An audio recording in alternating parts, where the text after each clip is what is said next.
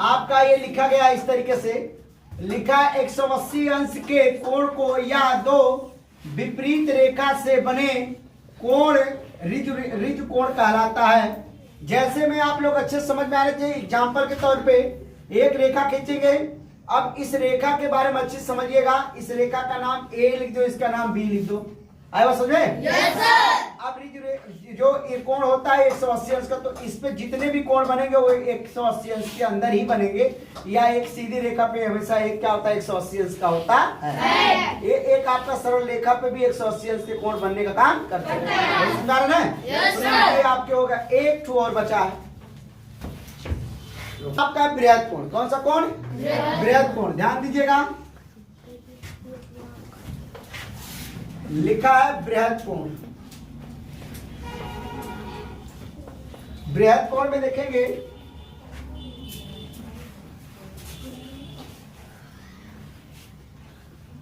चलिए देखिए, बृहद कोण में देखेंगे लिखा 180 अंश से 360 अंश से छोटा बृहद कोण कहलाता है। बृहद कोण कहलाता है। एकदम सिंपल परिभाषा एकदम है, इसको कोई भी याद कर सकता है, बता सकता है। Yes sir. अब ध्यान दीजिएगा, बृहद कोण के बाद आप लिखेंगे एक कोण और है जिसका नाम संपूर्ण कोण। क्या है? संपूर्ण कोण। अब संपूर्ण कोण के बारे में आपको सबसे पहले पता होना चाहिए कि लिखेंगे यहाँ अब बृहद कोण में देखेंगे आप लोग को सबसे मालूम हो गया ना बृहद कोण। Yes sir. तो अब इस तरीके से मान लीजिएगा, कोई भी कोण इस तरीके से बना दे। मान लीजिए हमने कहा ये बना दिया, ये देखिए बना।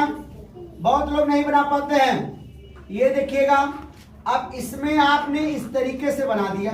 अब ये वाला जो जितना चीज बनेगा वो आपके 360 180 से 360 से छोटा, मतलब 180 अंश से बड़ा, 180 अंश से बड़ा और 360 अंश से छोटा बृहद कोण कहलाता है। क्या कहलाता है? जैसे अब ये आपका देखिए पूरा कोण कितना होता है? 360। एक वृत्त में, एक वृत्त की बात बता रहा हूँ, तो ये कितने अंश का? 360 अंश का। कितना होता है? इसमें अगर एक कट गया तो इसमें कटेगा तो इतने ही कोण का मान मिलेगा। तो इसका मतलब 180 अंश से बड़ा और 360 अंश से छोटा कोण कहलाता है। ये बात समझ में आनी चाहिए। तो ये आपके एक बन गए इस तरीके से, समझ आना है?